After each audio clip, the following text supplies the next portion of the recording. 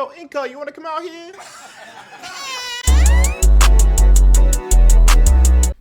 And a welcome back to the MDA. I am Incog, your commissioner, and let's just jump right into it, man. I mean, this was a good week for battles. Definitely some closer ones than expected, but, you know, things definitely could have gone better for certain teams, I will say that. With that out of the way, let's go ahead and just make sure I have something pulled up here. Sorry about that. Without further delay. Week 2. So, first matchup was the Orlando Solar Beartics versus the Zigzagoon is great, and the Solar Beartics take a 2-0 victory. I don't have to tell you that this wasn't surprising, I really do hope, but it definitely felt a little surprising. It definitely will tell you that this matchup could have easily been a little bit better for the Zigzagoon is great, but this was definitely a games to forget for Coach Fiverr, because, man, that second game, I'm telling you, that second game, y'all gotta peep that one. You should probably just watch these games in general, but this one for sure, I'm saying you gotta watch out for. This was a good matchup, a really good matchup for Ian here, but definitely I think Ian's really finding his groove with a lot of his mons. But it will surprise you to know the transactions, there's a lot of them this week, but regardless, Ian did make one, but you'll see. Regardless, I think that this could have easily gone another way, but unfortunately with the bans that were last week, which if you're uninformed, that Zigzagoon got their Glamora banned, but then the Ogrepon didn't play as big of a part, so it was just kind of this week, I guess. And Mega Venusaur definitely did what it could, but still We finally see Scizor die, we see Volcarona show its colors, and we see a Bronzong fucking just go crazy this week. Good job to Ian on his 2-0 victory. These are some matches you definitely wanted to watch, so this Ian definitely put belt to ass. Next matchup we have is the Kahului, Comfeys, and Crawford. Crustles with Kahului taking a 2-0 victory. Also, I'm not reading off the mons, it makes for quicker content as well, but please watch the screen. There's a lot of things on screen that you should be looking at. Yes, you over there. Regardless, this definitely could have gone differently, but I feel like with the very stacked team that Kahului has, Komori definitely made good advantage on this game of just beating the brakes off of Pantros, but also just realizing that their team as it stands is pretty balanced and very OP. Now, were these large victories? No, but they were still good victories, and in a non-mega fashion, things could have gone very much better for Crawford, and unfortunately they did not this time. But I think that if they were to get a run back, this could go very differently based on bans. But I think the coaches should know that there are no repeat bans when it comes to playoffs, so you're gonna have to think really hard for that next one. But this was a good game good games overall, but definitely could have gone either way, literally. But as I've said previous, Crawford's team is very, very different, and not like it's bad different, but just different, you know. So they're using the tools to their best abilities, and they definitely could have taken this. I think they're smelling for their first victory maybe next week, but next week's matchup is definitely really fucked. So still, congratulations to Kahului on the victory. Very good games, but definitely felt more like this could have gone either way. This, my goodness. Listen, man, I said I picked no more heroes because they're ground and fairy, the direct counters, the fucking electric and dragon, and Primer said, fuck it, we fucking ball. Knack Nasty taking a 2-0 loss against Poke Primer in his Rage Fist Annihilate. And when I tell you that this should have gone a different way, I am saying this should have gone a different way. But it didn't. And, you know, it could have, but it did not. That Mega Latios was putting up Jordan numbers. Tapu Koko was really decent here. Raging Bolt was really good. I do think that it just comes back to preparation plus playstyle, honestly. And this shows me a lot that, you know, maybe Knack was just feeling himself that first week, but things could go from bad to worse real fucking quickly, as we can understand from looking at this. And these are definitely good games, but this definitely, I feel like this is a pretty good situation to get a game 3 going, but unfortunate that it happened this way, but it is what it is sometimes. I definitely think that these games went as good as they could have, but did they go how they should have? Hey, that's up to you to decide. Congratulations to Primaris to a victory, moving up to 2-0, literally. But next and last matchup here is, I think, one for the fucking ages. If you want to watch a match where the first game is different from the last two games, this is it.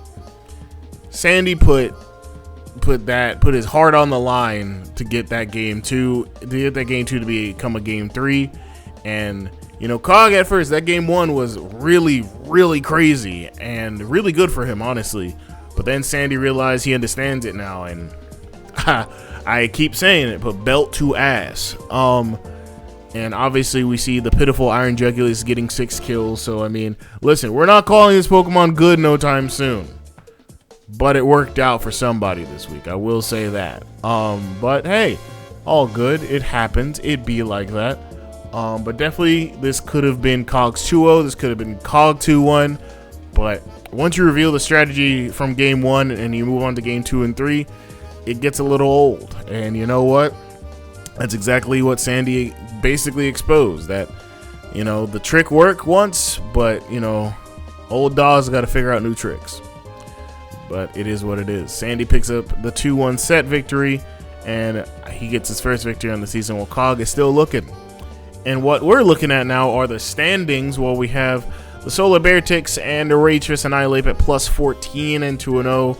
Kahului right behind them at plus 12. And then we have the historic 1-1s, Malformed and No More Heroes at 1-1 apiece, -2 and -4 respectively. Of course, if you don't understand, while differential definitely makes a difference, if it comes down to it, I would say No More Heroes is inching to be above them. Just because I do value head-to-head, and No More Heroes did beat Malformed first week, but that will be for another time period when more games have been played, of course. And then we have the 0-2s with Vegas, Crawford, and Zigzagoon is great rounding us out. Once again, for everybody, it is top 6, first 2 get buys and everything else. So pretty decent stuff going on here, but we have a lot of things to talk about technically. Let's get into the first matchup, which is the No More Heroes versus the Crawford Crustles. No transactions on these teams here, but No More Heroes, I said it last week, and I'll say it again. This should be a really good W for you. I think that the Ursaluna ban makes a lot of sense, obviously. Ursaluna Blood Moon to be exact, just because looking at the team that Crawford has, that Mon is definitely very dangerous. The Rotom ban I wasn't too quite sure about understanding. I know you can't ban Aerodactyl for the 2nd straight week, but I would have definitely banned like something like Tyranitar, Gengar, Annihilate, I don't know. I really don't know, honestly. Maybe Gengar, but I could be totally off base with that. But I definitely think that this is a No More Heroes win. I think it'll be 2-1 instead of 2-0. Despite having the advantage, this will definitely be more of a game where Knack figures it out and kind of has to play everything a little bit, you know, less loose and a little bit more strategic. But, you know, when you're going balls to the wall, just kind of making the plays that you need to make, and maybe they don't work out all the time, shit happens. Crawford could definitely get their first win this week, but I have the edge going to No More Heroes this week for sure. But, you know, the Rotom ban is still very weird to me. I'm not going to lie to you. I think, again, still weird. Blood Moon made a lot of sense from Crawford, though. But No More Heroes should get the W this week for sure. Moving on, though, we have Malformed Mayhem versus Kahului, and this is an interesting one. So I said it in the chat that I didn't understand the Komodo ban, because I get that, like, Komodo, I don't know why it got banned. It's the only water resist, I guess it was what I was told. But I'm like, Komodo versus flying seems really, what's the word, Avery? A little bit obtuse. But since you can't ban Megalop, and I certainly was hoping that Zamazenta or the newly acquired, you might notice on your screen, Palmot, which is off-center, and that's going to piss me off until next week. But regardless, Palmot's here now instead of Infernape, as that was the transaction by Kahului. The newly acquired Palmot, Terapagos, Zamazenta. Like, there's other mons that could have been banned, and I get it, right? if that's a mon that you're concerned about, that makes sense. I just don't get it. You know what I mean? Tornadus being banned, I get it entirely. Look at it. Look at this team. Look at them. Like, Tornadus would be the second fastest thing here outside of, actually third, technically. I think it was like Megalop and like Zamazenta and then Tornadus, but I could be off base. Regardless, Tornadus made a lot of sense. So it really comes back to tell me that Malformed's going to have to really use that rain to their advantage, and Kahlui's going to have to figure out a way around it. Obviously, with Terrapagos having the Terra Shell ability, we will be able to resist the first hit of the attack. That's pretty good. And in addition, Palmot being free allows you to at least run a Scarf Palmot after rain, and you can basically blitz this team for a lot of damage. And Kahlui's been playing really, really good offense, not a whole lot of defense, but definitely a lot more offense. But this could be a week where they're going to need some really good defensive positioning, or this could be a blow for blow battle. I got Kahului winning 2-1. I think that this is pretty easily in their favor if they can get rid of the rain, or at least stop what could be a rain sweep. But again, I've been wrong several times before. Sandy could come out here and surprise me, but I think Komori takes this one 2-1 for sure. But moving on, we have the Rachus Annihilate versus the Orlando Sula Beartics, and let me tell you something. You ever look at a matchup and say to yourself, damn, this feels obvious again? You see, I want so badly to pick on the fact that we have Iron Treads banned and then Tapu Koko banned. So I was like, damn, the only thing that would really help Ian here. But then I was like, but Ian still has Heatran. Ian has now acquired Jirachi over Bronzong, and our Chaladon is still decent, okay, you know, and Heatran's cool, and so is Mega Scizor, and like Slitherwing is still decent. So I think this is a pretty good matchup regardless.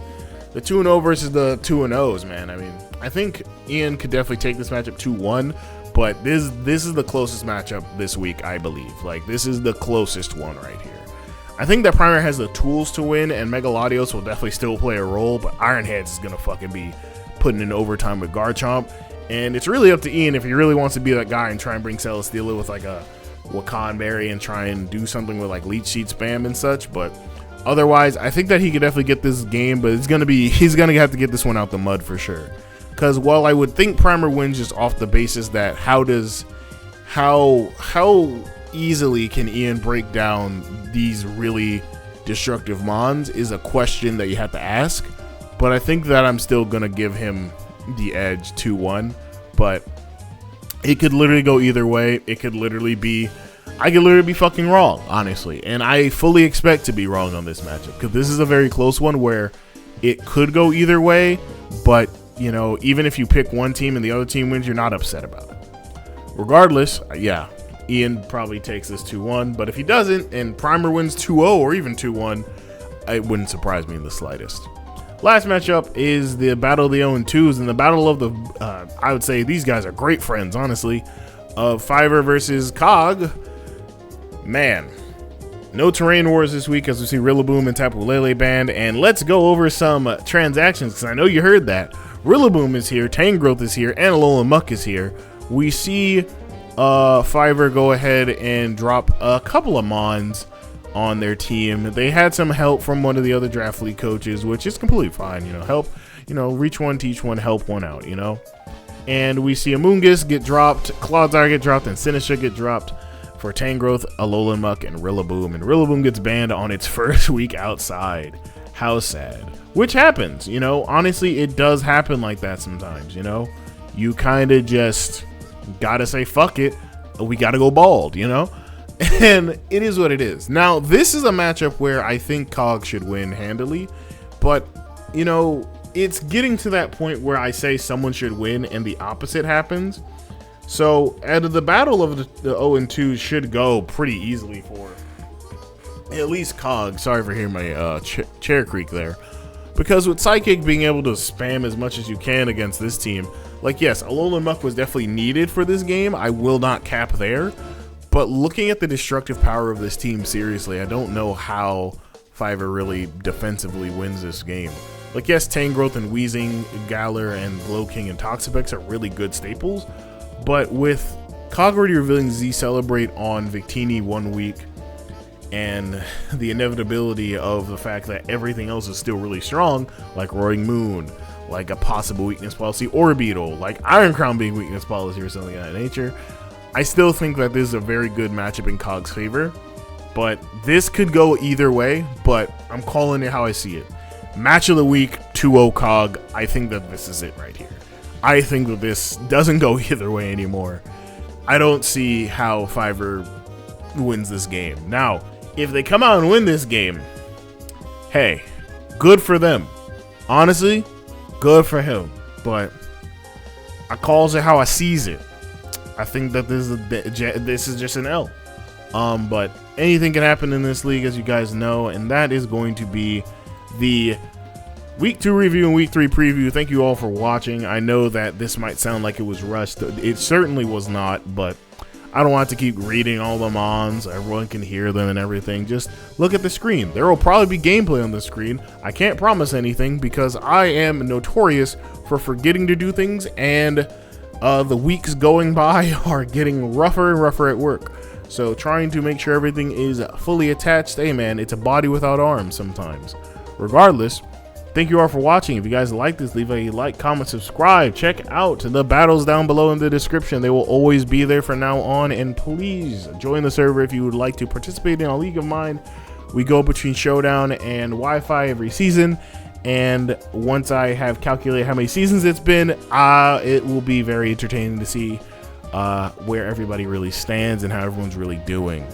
Thank you all for watching. And until next time, good night and good luck.